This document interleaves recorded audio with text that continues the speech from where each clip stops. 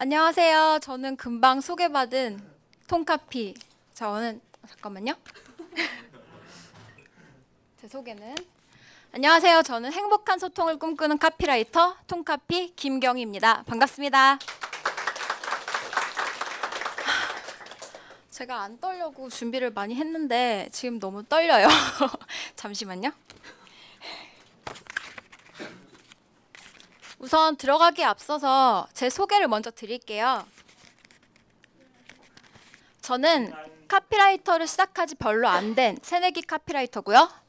제가 최근에, 그러니까 올해 했던 것 중에 피앗, 집, 크라이슬러 웹사이트에 보시면 저렇게 작은 카피 보이시죠?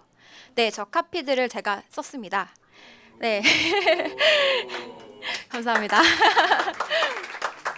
그리고 지금은 친구가 하고 있는 영어 컨설팅 회사의 엠포인트라는 영어 컨설팅 회사에서 마케팅을 맡고 있습니다.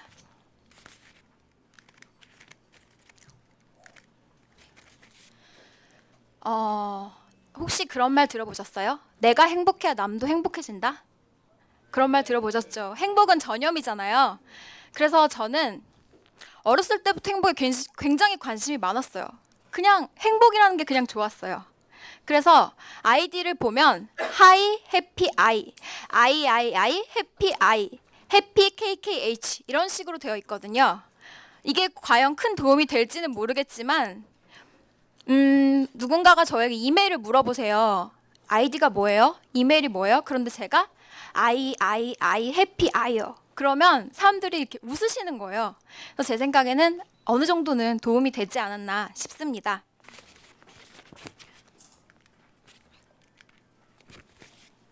저를 행복하게 하는 것들에 대해서 말씀을 드릴게요. 이 사진 보이시죠?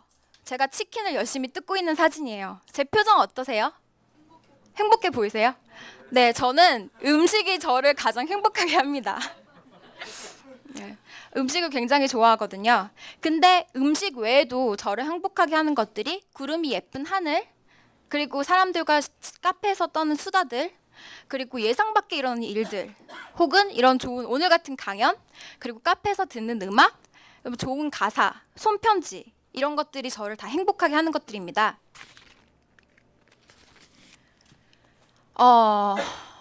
여러분은 행복이 어떤 거라고 생각하세요? 대답이 안 나오시죠? 네, 저는 정말 깜짝 놀랐어요. 제가 정말 쉽게 행복해진 사람이었던 거예요. 저는 제가 생각하는 행복은 너무 단순하거든요. 저는 그냥 제가 말씀드렸던 그 자체가 다 행복이에요. 여기 나와서 이렇게 행복에 대해서 이야기할 수 있는 것도 어떻게 보면 저한테는 행복이라고 생각을 해요. 근데 우리나라 사람의 대부분이 행복을 마치 큰 성공이나 성취를 얻고 나야 자기한테 돌아오는 보너스 같은 것이라고 생각을 한다고 해요. 동의하시나요? 네. 그렇지만 행복의 정의는 굉장히 단순합니다. 행복의 정의는 일상에서 무언가가 충족이 돼서 기쁨이나 만족을 느끼는 그런 흐뭇한 상태를 행복이라고 말하거든요. 행복을 너무 무겁게 생각하시는 것 같아요. 행복이 저희 눈에 보이지 않지만 너무 무겁게 생각하면 쉽게 행복해지지는 않는다는 거 다들 생각해 주셨으면 좋겠습니다. 그래서 저는 오늘 제가 행복해지는 3가지 방법에 대해서 말씀드리고자 합니다. 이거는 정말 저에게만 해당되는 이야기일 수도 있고요. 제가 여기서 아무리 행복이라고 말씀을 드려도 여기 오신 모든 분들, 오늘 특히 정말 많이 오셨거든요. 저 뒤에까지도 계세요. 근데 이분들의 모든 행복의 의미, 가치, 정의는 다 달라요. 그래서 제가 절대로 여러분들 행복하게 만들어줄 수는 없습니다. 그렇지만 쉽게 행복해지는 사람이니까 혹시 이런 방법을 써보시면 어떨까요? 하고 제안을 드리고 싶어서 이 자리에 서게 되었습니다. 첫 번째가 자존감입니다.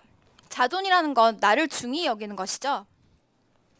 혹시 박웅현 CD님의 8단어란 책 읽어보셨나요? 있으신가요? 네. 그 책의 첫 장, 1장에 이런 얘기가 나와요. 팀장님, 아이에게 무엇을 가르쳐야 아이가 행복해질 수 있을까요? 딱 하나만 꼽으라면 나는 자존을 택하겠어. 스스로를 존중하는 마음.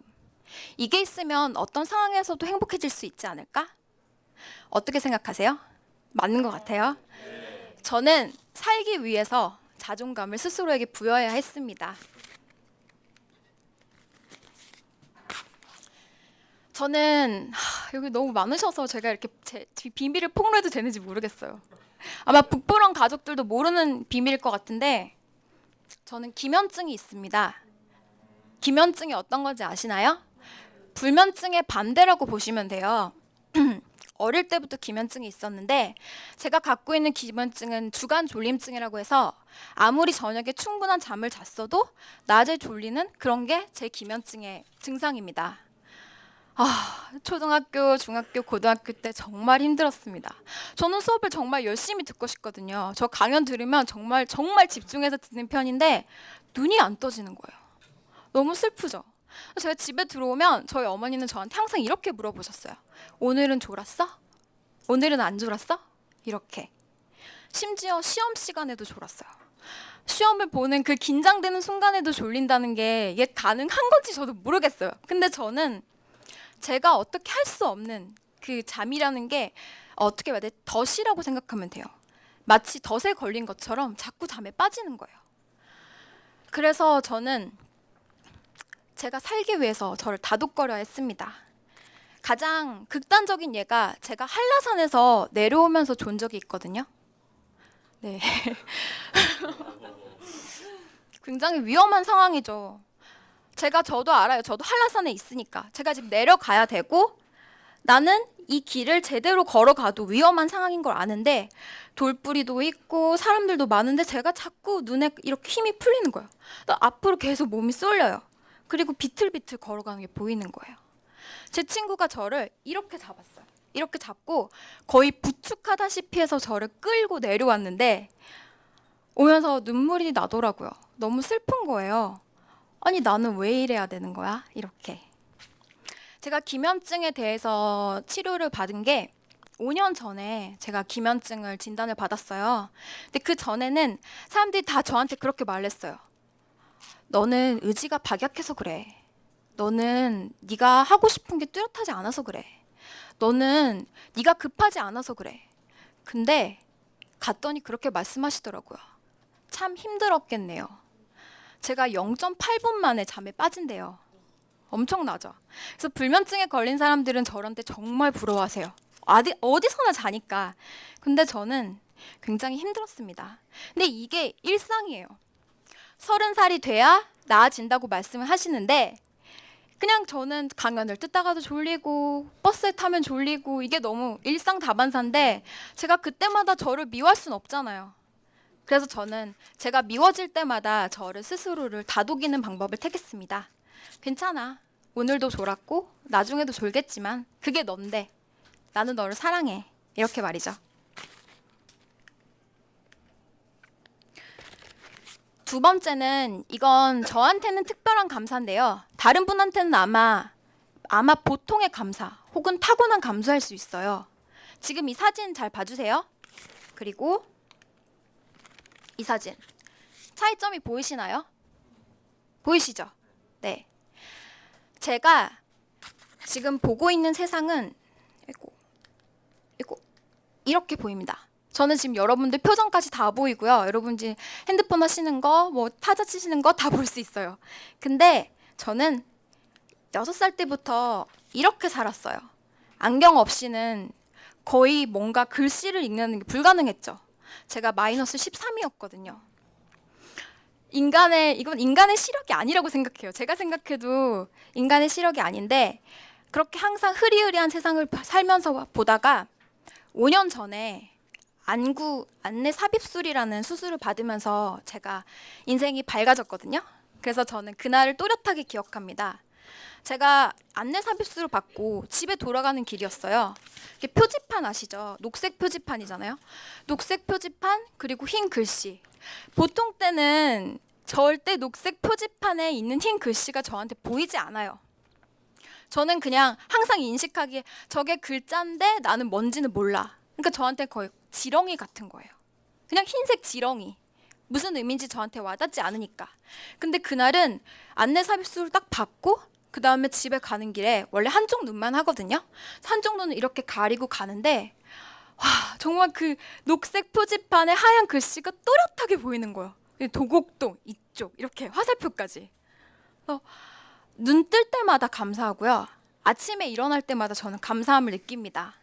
여러분이 갖고 계신 것들, 이미 갖고 계신 것들 그냥 당연하게 받아들이는 걸 수도 있는데 어떤 사람한테는 굉장히 당연하지 않고 감사한 걸 수 있고 그것이 행복일 수 있다는 거 기억해 주셨으면 좋겠습니다. 저의 세 번째 이야기는 조금 엉뚱한 생각이에요. 아마도 삶이 조금 피곤한 그런 스타일이다 보니 이런 엉뚱한 생각을 하게 됐을 것 같기도 합니다. 그리고 이런 조금 엉뚱한 생각들이 저를 카피라이터라는 제 지금 직업으로 이끌지 않았나 싶어요. 지금 사진 보이시죠? 네, 지금 호랑이 인형이 주스를 마시고 있는 겁니다. 제가 저만 마시기 미안한 거예요. 얘도 더울 텐데. 그래서 너도 마셔. 한 잔해? 이런 식으로 하고 사진을 찍은 겁니다.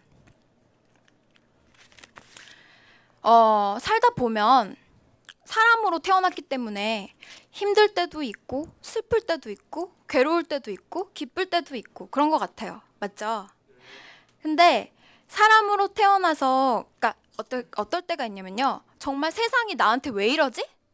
왜 나는 이렇게 세상이 나한테 반대하는 것 같지? 이런 생각이 가끔 들 때가 있어요.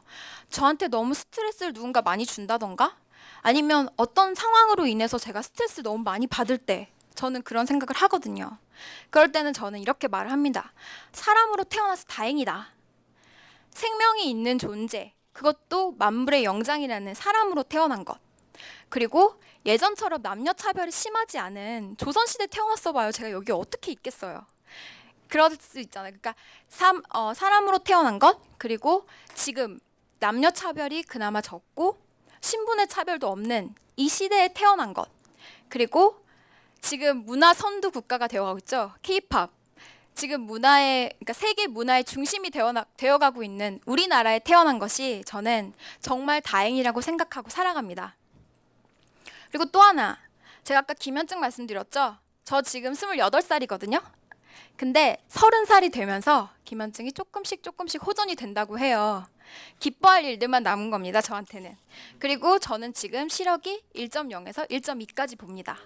기적적이죠. 정말 하루하루가 너무 행복한 게 제가 꼭 무언가를 달성해서 행복한 게 아니고 무언가를 대단한 걸 했기 때문에 행복한 게 아니고 제가 그 서인국 박사님 말대로 만약에 사람들이 생각하는 것처럼 행복이란 게 무언가를 큰 걸 성취하고 그 후에 얻어지는 거면 제가 어떻게 이 자리에 설 수 있겠어요.